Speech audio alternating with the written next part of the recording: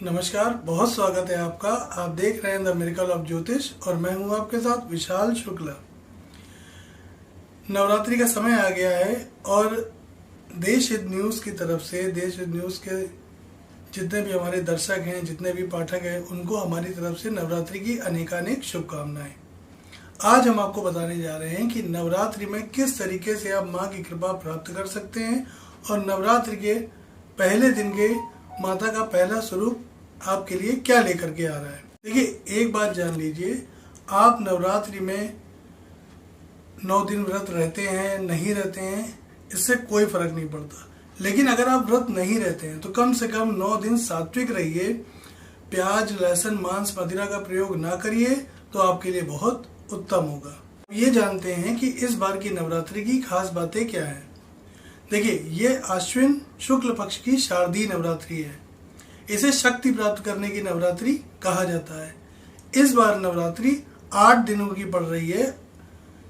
7 अक्टूबर से नवरात्रि की शुरुआत हो रही है और 14 अक्टूबर को नवमी तिथि के साथ में नवरात्रि का समापन होगा। 15 अक्टूबर को दशहरा मनाया जाएगा।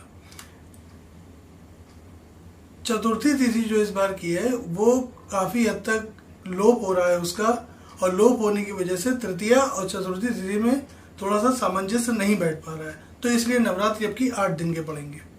देखिए, नवरात्रि के जो 9 दिन हैं उस दिन पूजा उपासना करना हमारे लिए सर्वोत्तम होता है।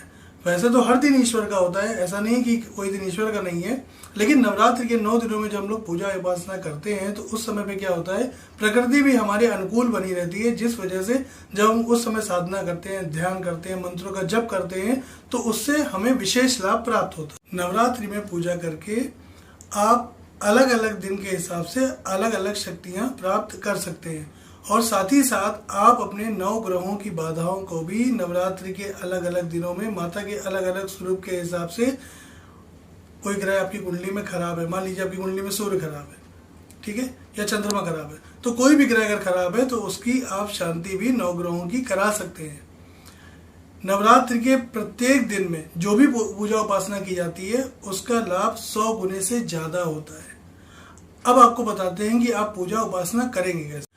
सबसे पहले एक लाल रंग का पटरा ले लें, एक लकड़ी का पट्टा ले लें या पाटा ले लें, उस पर एक लाल रंग का कपड़ा बिछा लीजिए, उसमें माता की मूर्ति का स्वरूप या उनका चित्र स्थापित करिए।